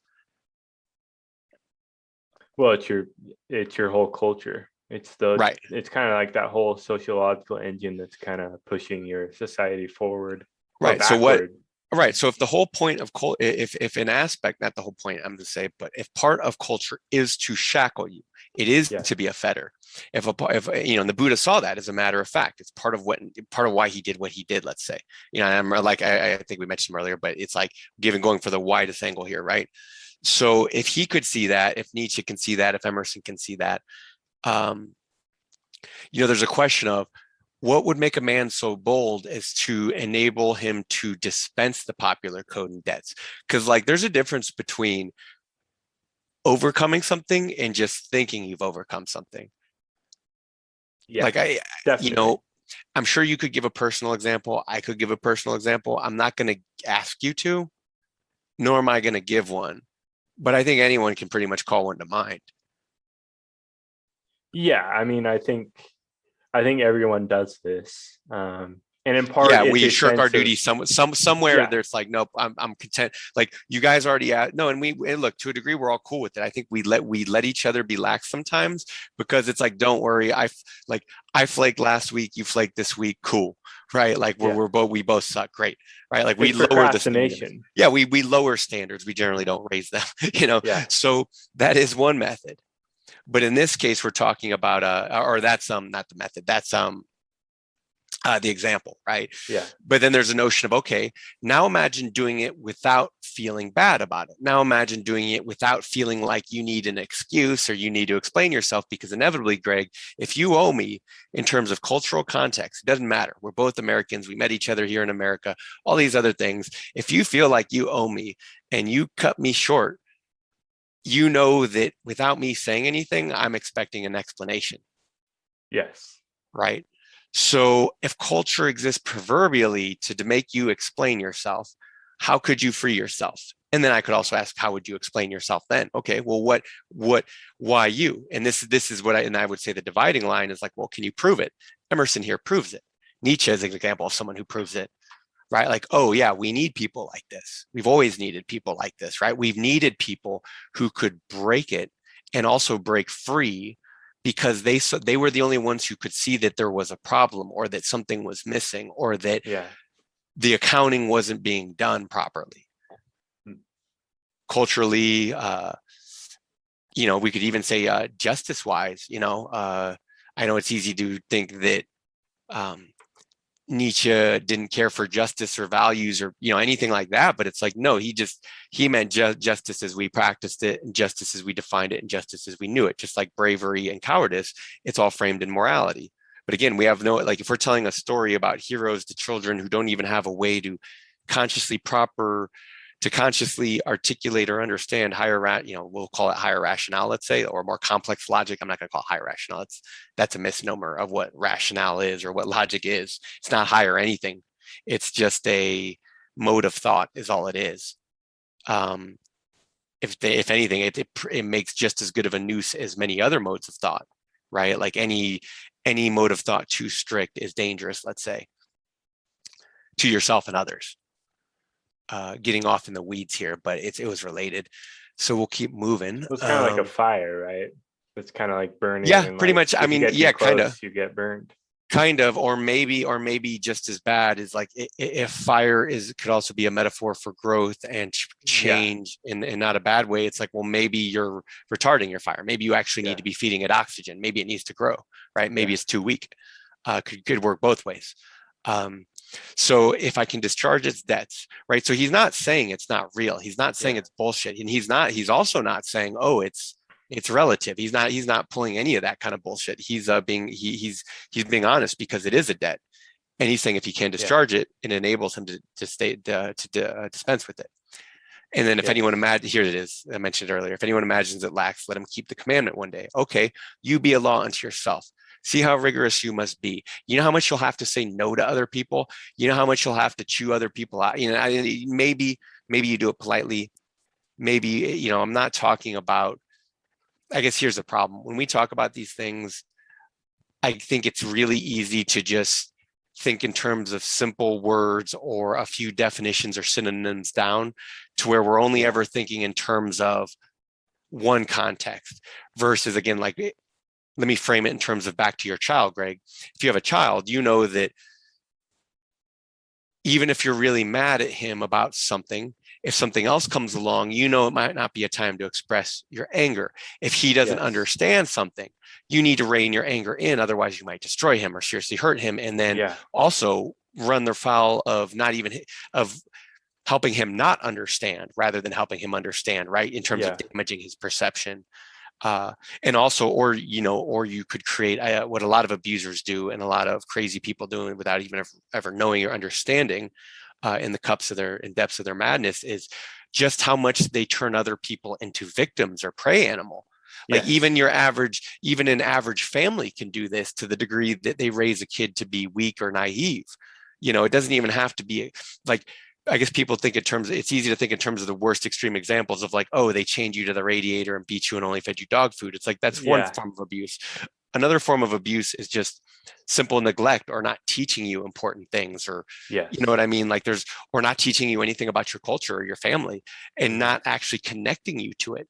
That's a subtle form. We could call that neglect, which we're classifying as abuse, going, okay, well, why is it that the animals here have a hard time taking care of their youth? And it's like, well, it turns out raising your youth is hard, but it seems like for supposedly caring so much about children, it seems to me like Americans, like we kind of have children just like zebras. It's like, oh, what's it matter if you get paid? It doesn't feel like this to the parents who lose kids, obviously. Yeah. But to everyone else observing, this is how we all think. Like no one, like everyone else is going, okay, good, not me, not mine, not my family. Like inevitably, this is how it is because the culture is the mask that hides that. We say we're caring people, but we suffer from the same diffusion of responsibility and the same the same diffusion of responsibility that exists in most cultures or all cultures almost is no different than the same impulse in the herd of the zebra. And then we suffer from all these things. So if you're going to break free, it requires that you be your own law because short of being your own law, you're just not going to be strong enough because very few animals can live to be independent like that. Unless they evolved to be independent like that. Human beings didn't evolve to be independent like that. So it's a strange phenomenon with us. Well, and our language is kind of a result of being a herd animal. Yes, we needed a way to communicate. And like, look, we wouldn't have known the difference. Like, let's say we couldn't make sounds, we could only look with our eyes and make motions with our hands. Then right now this would be a video call. There'd be no headphones, and Yeah. we would be gesticulating fiercely with our hands, and right, like all these complex ideas to try and translate them. We can just theorize. If you whack. Yeah, and this is under, I guess, this is kind of fits in line with like both the historical sense and the evolved sense of, to try and understand certain phenomenon. It works pretty good as thought experiments to, conceive what the timeline would look like absent this phenomenon, or right. It's just one of many ways to kind of try to get to an essence of the thing. Yeah. We'll move on with Emerson. So Emerson says, quote, "And truly it demands something godlike in him who has cast off the common motives of humanity and has ventured to trust himself for a taskmaster. High be his heart, faithful his will, clear his sight, that he may in good earnest be doctrine, society, law to himself, that a simple purpose may be to him as strong as iron necessity to others." So Nietzsche actually caught on to this.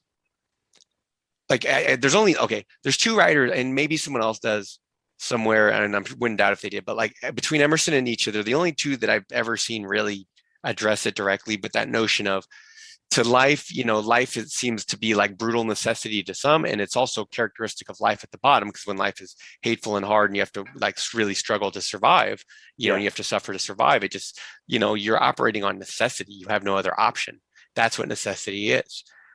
And then, Nietzsche observed like, oh, for like these people who exist over here, it's like, oh no, they're just like, they're existing. They don't need their existence. Their iron necessity seems to be happiness.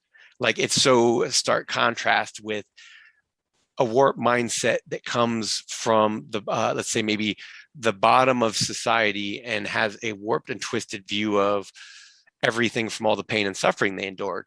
Like, rather than coming to see any beauty therein, they came to only have resentment therein. And and a lot of these iron necessities are iron chains, really. Right. And then, but, and what is the chain but that which is to be broken? This is how we as humans have always thought and treated the world. Yeah. We came across limitation after limitation, and we said, no, we can go further. We can go further. We can keep going further. And that's the story we still tell to this day. So again, if anyone imagines this law is lax, let him keep the commandment one day. Yeah. And it truly demands something godlike in him, right? He's not making a deity of him, but he is pointing out, of such a man. Emerson is saying, he's saying how much power it requires. That's the intonation there. Yeah. Because if you're casting off the common justifications, because here's the thing, here's why the average person can't cast off common motives. Actually, just hit me just now. You're not allowed to do it because inevitably you cannot explain yourself. You could not come up with a good enough reason to justify the morality of it. Maybe in 2021, we're decadent enough to not really care or even notice or even ask the question. Like, we're just that blind and careless, at least in this, you could say downward turn. That's where man is at the moment. But it's there regardless, right? It exists as a question. Well, it's always going to exist as a question, though. Right.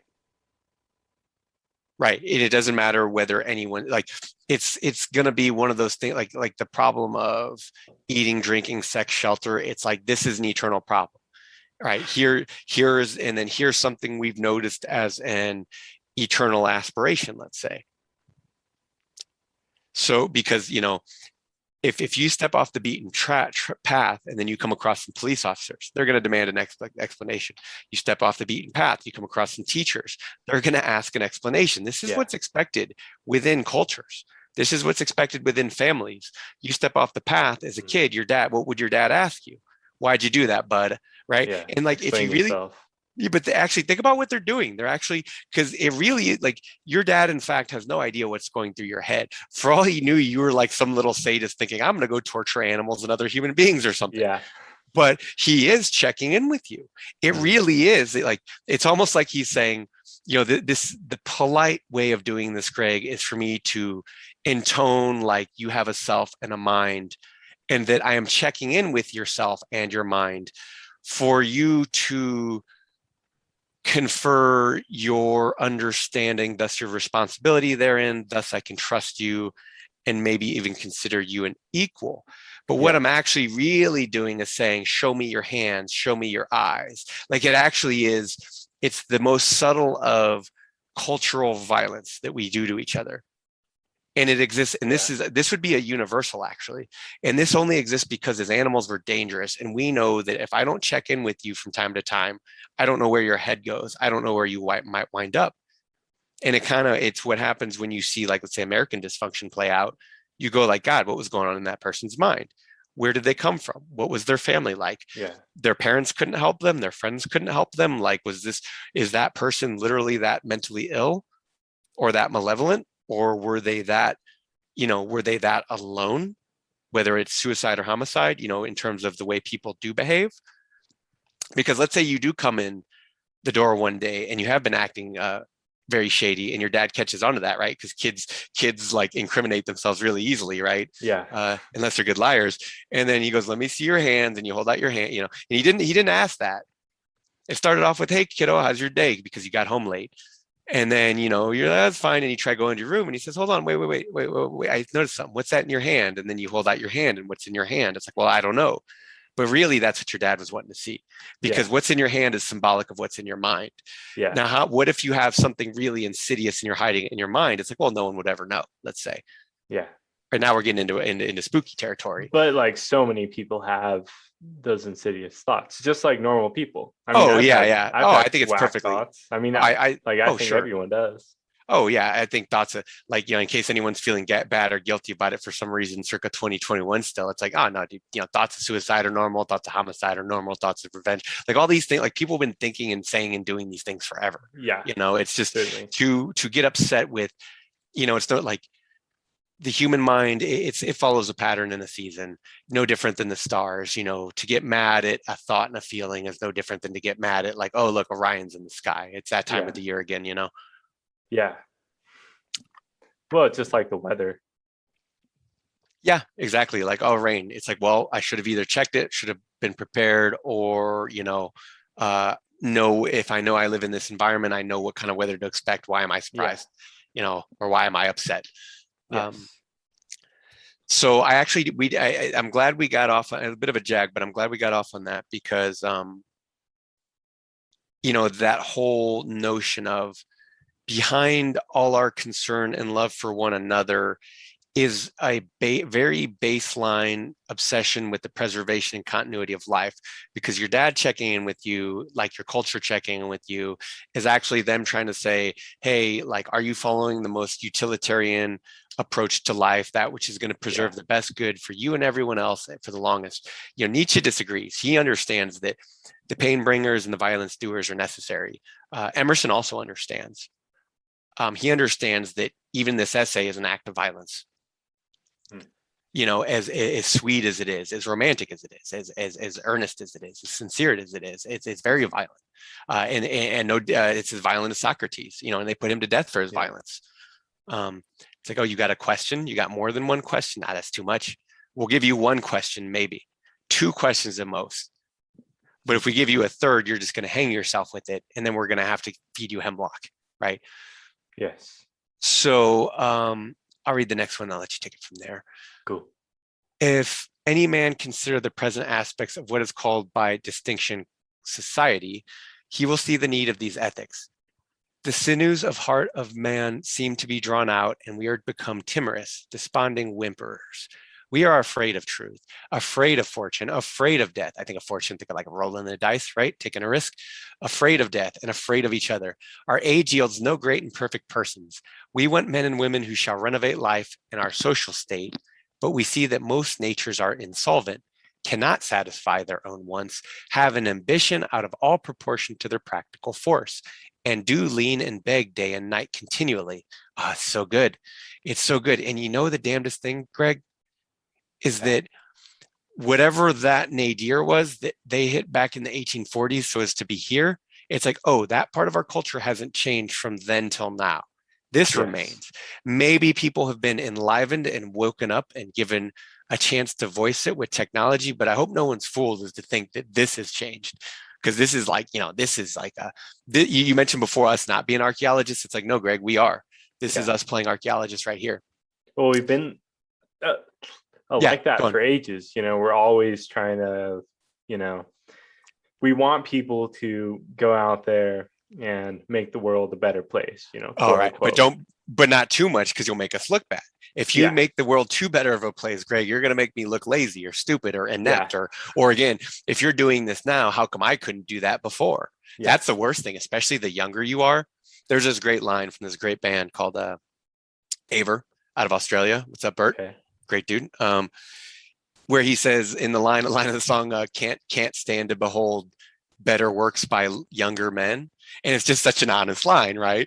Like, if you want to take an older man down a peg, show him a younger man in his prime doing his thing, especially if it's a thing that now a healthy, well-adjusted male is going to be happy to see it. They're going to go, oh, hell yeah, man, spread your wings and fly, right? Yeah. They love to see it. Like in fact, they would even, a good person, a good teacher is a good mentor, right? They encourage that in others.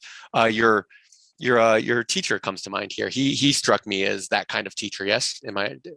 Mr. Johnson, you mean? Yeah. I mean, I brought him up before. I'll bring him up again. I'll keep saying Mr. Johnson. I thought so. He is that kind of a person.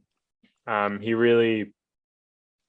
wasn't the kind of teacher that would just like, what's the word, dogmatize you or make you feel stupid or I don't want to give too much of him away, but I don't want to give too much of him away without his permission, but he does strike me as a motherly man. And I don't mean that as a pejorative or judgment in a bad way. I mean that in a Nietzschean sense.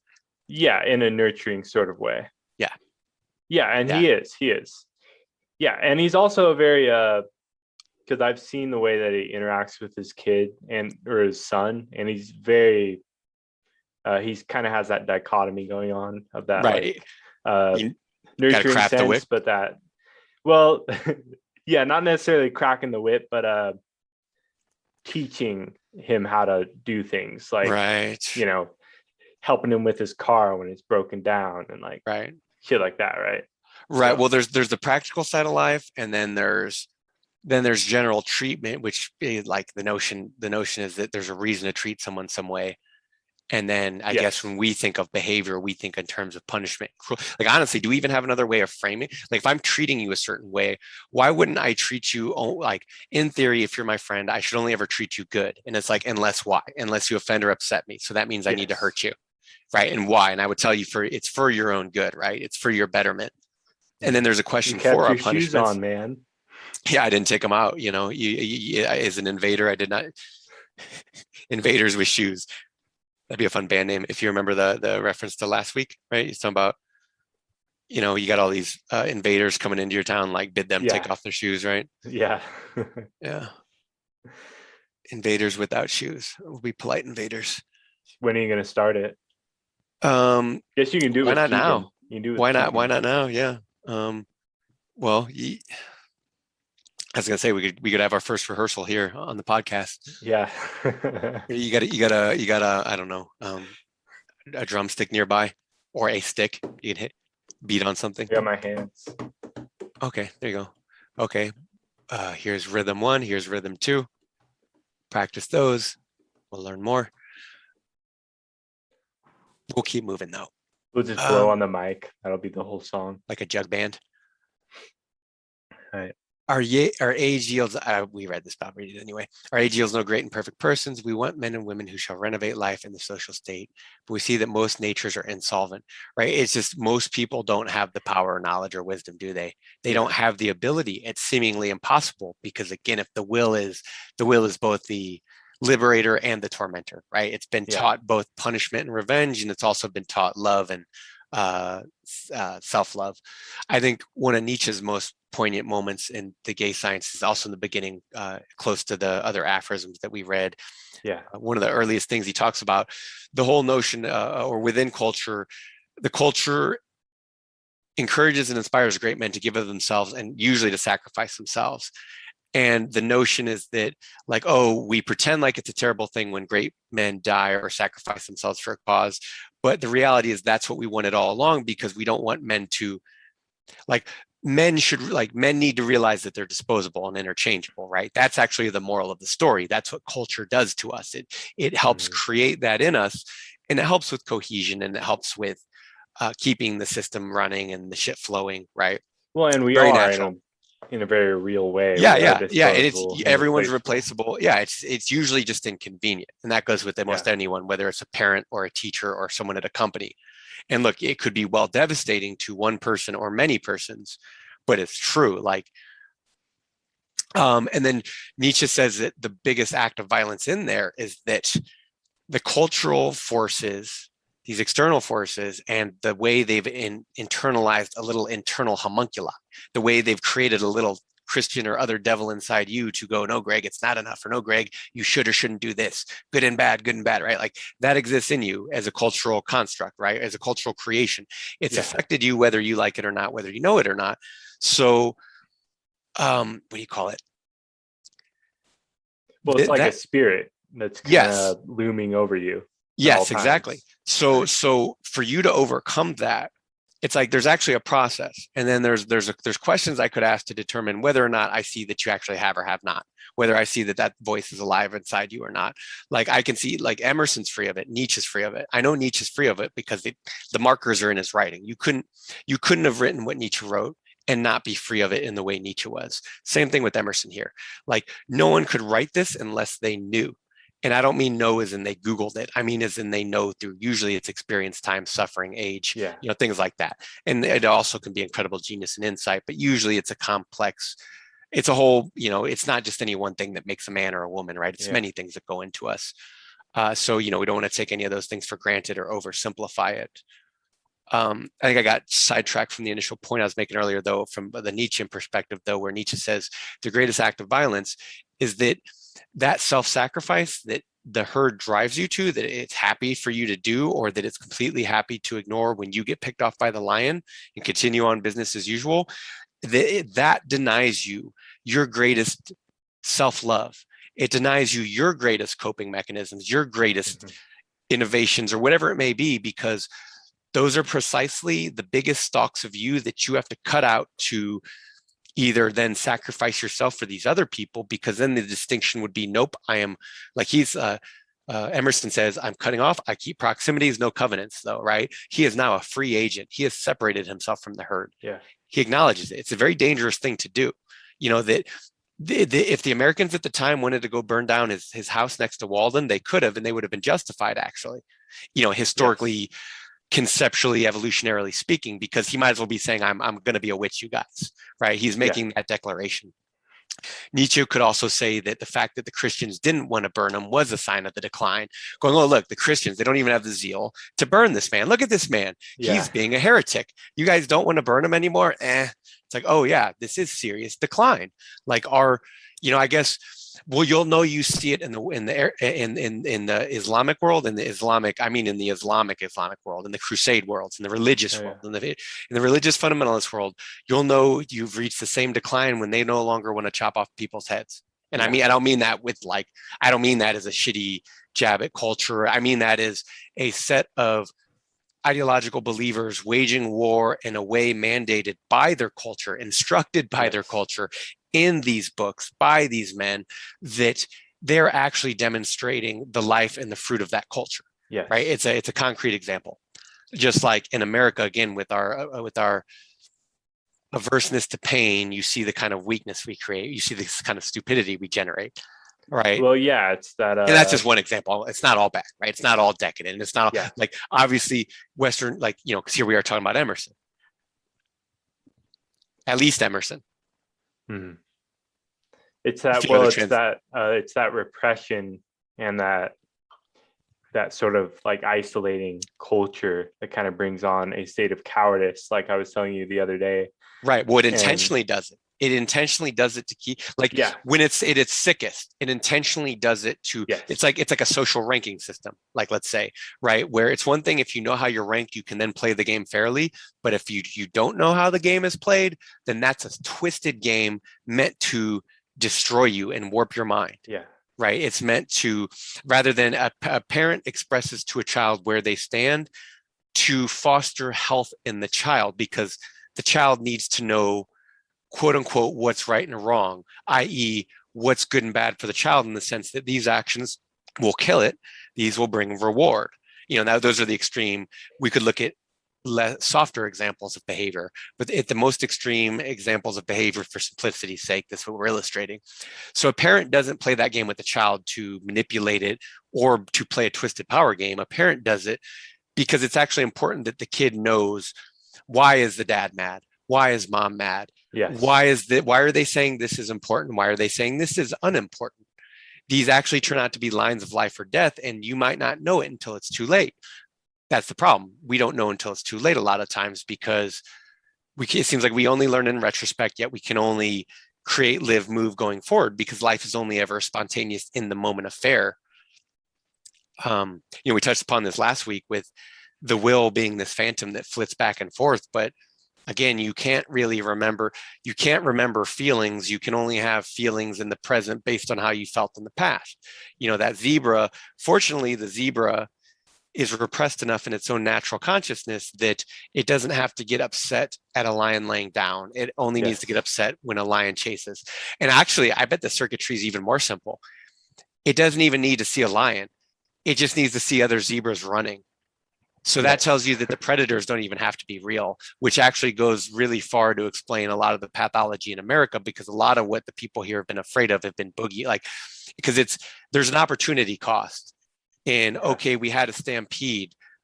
It was one thing if we actually had to run for a predator. That was a calculated risk that we don't even have to think about, right? Those we just do in the moment, and then we rationalize after the fact anyway, right?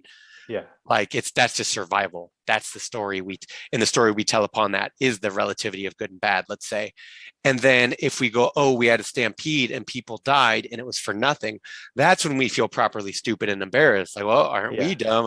Right. And, well, what was the cost? So thank God it was just a few people, right? Or a few thousand people, right? Like that's nothing to a species of millions of billions, right? Yeah. But that's what we see take place.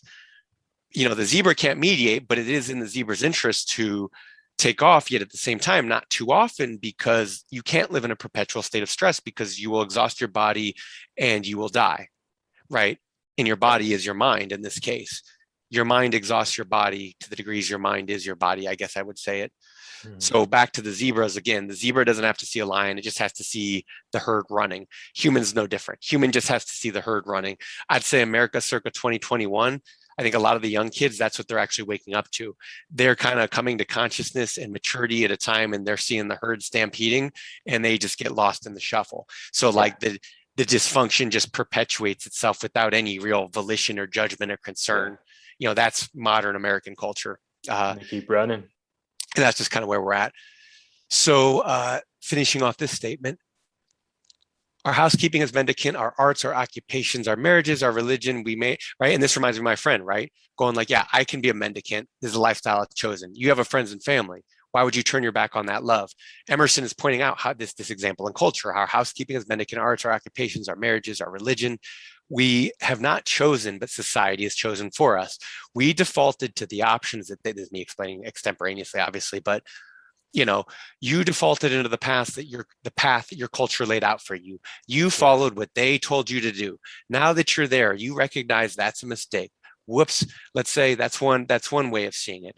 Another way is saying, well, it was in your best interest. They weren't trying to lie to you, but it just turns out you had higher expectations, or maybe you were too romantic, or maybe you didn't realize what this game really was, right? It's not as bad as to the degrees that people say it's bad, I'd say it's not as bad as people say. And to the degrees people say, oh, it's not bad at all, I'd say it's way worse than you could ever imagine. And I'm talking about not just modern culture in the West and in America, I mean humanity, period. Like that's how complex and screwed up this stuff is. That's two takes on the same thing. Both contexts are relevant and accurate. So we have not chosen, society has chosen for us. We are parlor soldiers. We shun the rugged battle of fate where strength is born, right? Like you didn't go and earn it for yourself, right? That's when that's when you can depart, when you've earned it. How will other people know you've earned it? They can see it. You can also explain it. You usually don't have to explain it, because by the time they see it, they already realize they're dealing with someone and something else. Yeah. Like trust, like when you're dealing with someone who's different than your own. You just know it. Like it's, oh, I haven't met you before. I haven't seen you before. Maybe you teach me something new. Maybe you tell me something new. Maybe you're magnetic. I don't know. It could be a lot of things. Or maybe you're just a psycho, right? Maybe you're really manipulative and clever. I don't know. It could be a lot of things, right? It takes some time for these things to come out in the wash, or it can, depending on the people and yourself, but it's there. We shun the rugged battle of fate where strength is born. Here, I'll read this. I do like this next part. I'm going to keep going, actually. If our young men miscarry in their first enterprise, they lose all heart. Right? Like, oh, like you think a few failures is bad, or you think it's something to write home about, or you think that anyone even notices. It's like, no, a few failures is like not even a year into the decades-long voyage to greatness, let's say. Like a few failures is nothing in the span of a life. A few mistakes and setbacks and a few even risks turn sour is nothing. That people look at one thing, one aspect of modern culture and go, oh, that's bad. Oh, it's so bad. Oh, it's terrible. What are we going to do? It's like, yeah, you could be working to fix it. You could be working to fight it. You could be doing any number of things. But what you're doing, which might be just feeling bad about it, or living in regret and pity, or whatever it could be. There's more than one way to skin a cat. Nietzsche makes this apparent. Emerson makes this apparent. I think a lot of people think culture and warfare is only fought in one way, and it's like, no, guys, it's as unlimited as your imagination. Yeah. And how discouraging that people are so dead set on only a few things. Which Emerson and Nietzsche are the guys who say, no, stop with the one things, right? Yeah. These one things, these things in and of themselves, or these one goals, or these one usually things. It's two things, right? Yes. It's the one thing and the thing that covers for the thing, right? It's like you can't have a shell game without at least two shells, right? Here's the prize. So if young men miscarry in the first enterprise, they lose all heart. If the young merchant fails, men say he is ruined. And do you remember us covering the old story about good, bad, who can say? Yeah. The famous story, right? Yeah. Yes, I remember. That one comes to mind, right? If a merchant fails, men say he is ruined.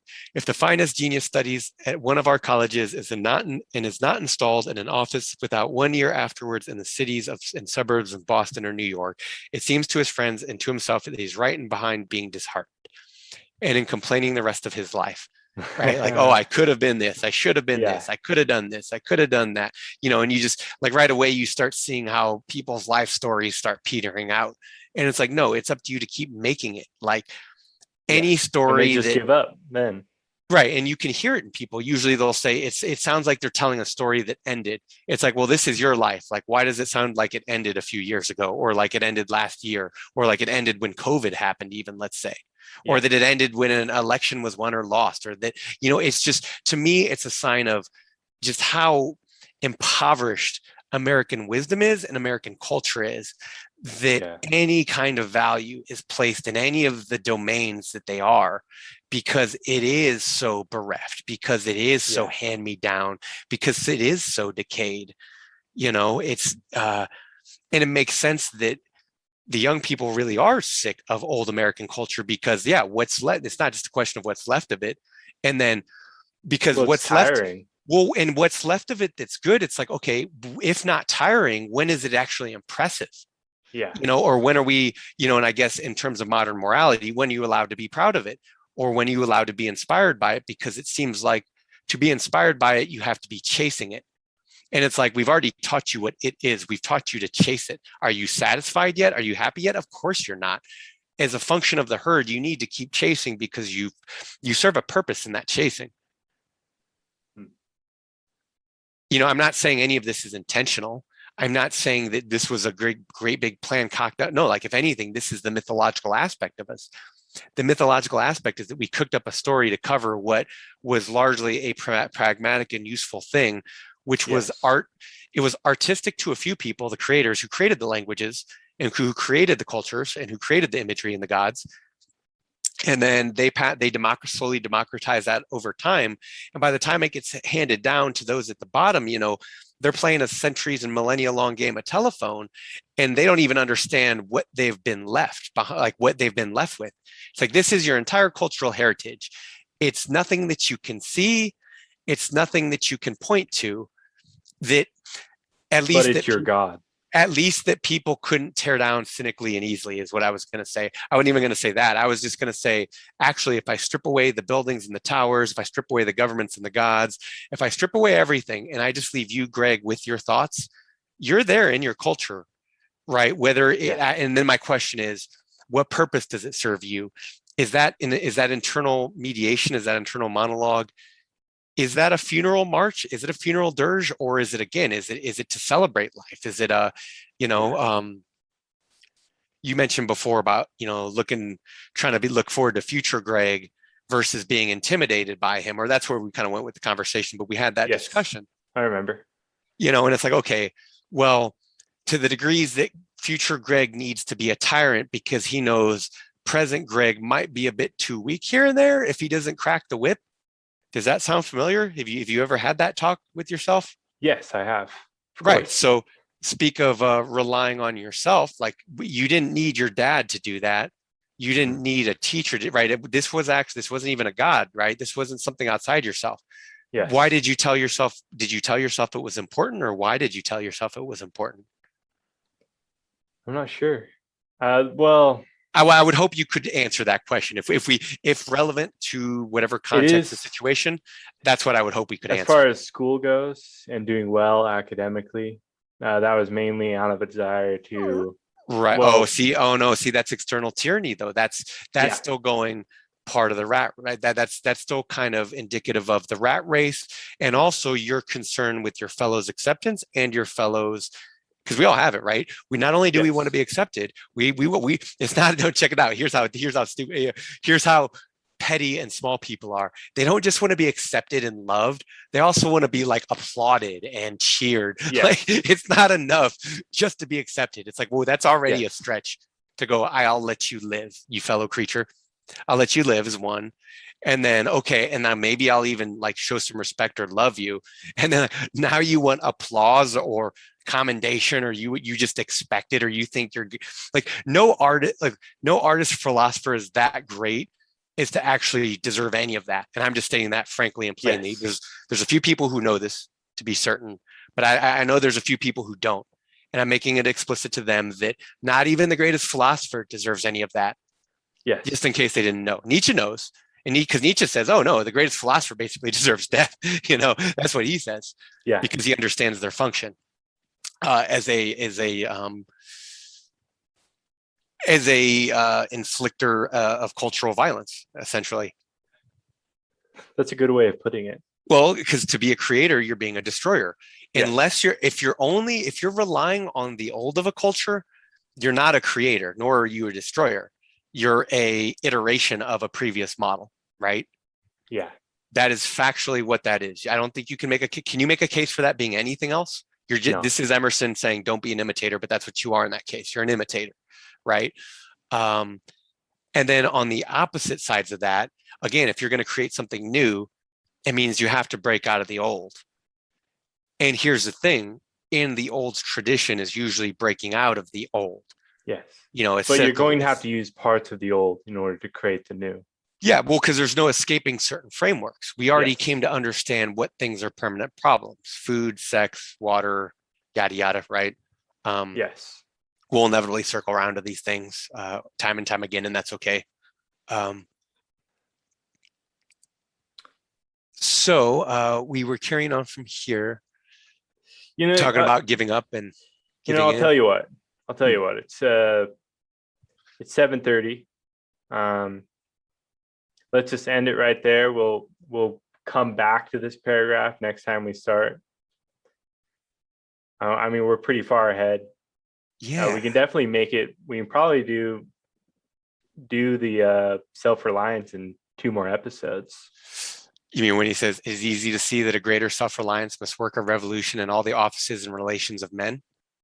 See, this is the sea change and consciousness Emerson put forth. This is the ideal he put forth. Now it's subtle. I've never heard anyone say this. I've never heard anyone. Someone could have. That's why I'm saying that. Like, I didn't read this elsewhere. I'm not like Nietzsche's aware that by the time you need an ideal, you're already in hot waters. Yeah. This was Emerson's ideal to the rotten decay and declivity of the will, Christian will, almost 200 years ago. It's easy to see that a greater self-reliance is needing, right? A reliance upon the self. Yes. We become too dependent. We become lazy. We weren't always this way. Not all cultures are always this way, nor do they stay this way. He was just recognizing like, oh, I see where this is going. He also says it earlier in the essay where he says, if I see a trait, then everyone else will now see that trait for generations after you. It was previously, no one noticed it. Like Nietzsche is a definitive one here because he came to see and name many things that were there all along, but he came to name and know them. Emerson references the same phenomenon. Let me just reference the whole little thing, and we'll begin with where we left off. But let me just read this last little one-liner, and that'll be the perfect place to stop. It is easy to see that a greater self-reliance must work a revolution in all the offices and relations of men, in their religion, in their education, in their pursuits, their modes of living, their association, in their property, and their speculative views. And then he goes on to lay forth his ideals there of terms of a lot of self-overcoming, a lot of understanding. What you think a prayer is wrong. What you think this is wrong. You think this is good, it's in fact bad. You think that's in fact bad, it's in fact good, right? Well, I like that he's sort of flipping everything around onto the reader, right? Yes, another sort of false prayers. To call prayers false and then to call regrets a false prayer, friggin' genius. Yes. In what prayers do men allow themselves? That which they call a holy office is not so much as brave and manly. He's saying, in what prayers do men allow themselves? Like, why would you have this part of your life that precludes you, that doesn't include you? He's saying, again, you're letting history cut you off at the knees rather than it being the precursor to your evolution and your story. It's like history isn't this thing that happened to other people and blah, to friggin' blah. It's like history is the force that created you. You are another force. What will you create?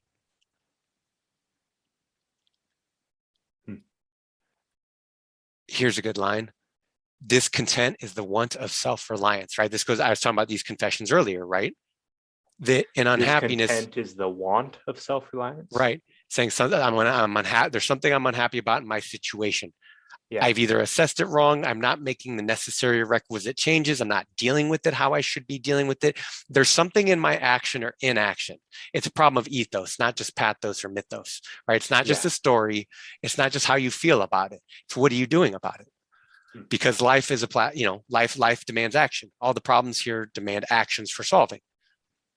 But there was one more line in here. It was just, as men's, look, by the time he's almost done with it, talking about an inversion here, by the time he's done with it, he's calling prayers a disease of the will. As men's prayers are a disease of the will, so are their creeds a disease of the intellect. Just like a prayer is a disease of your will, you adhering to someone else's ideas, because that's what a creed is. You didn't invent a creed. You took that from someone else, whether it's politics or religion, right? There's only a few big ones and everyone follows them. And then if they don't, no one cares, right? So the rest don't matter. So there's only a few creeds and only a few that matter.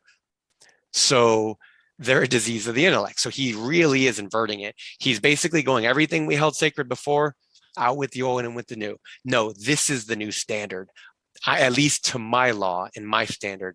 And Nietzsche took those same cues, right? He did the same exact thing and it was necessary.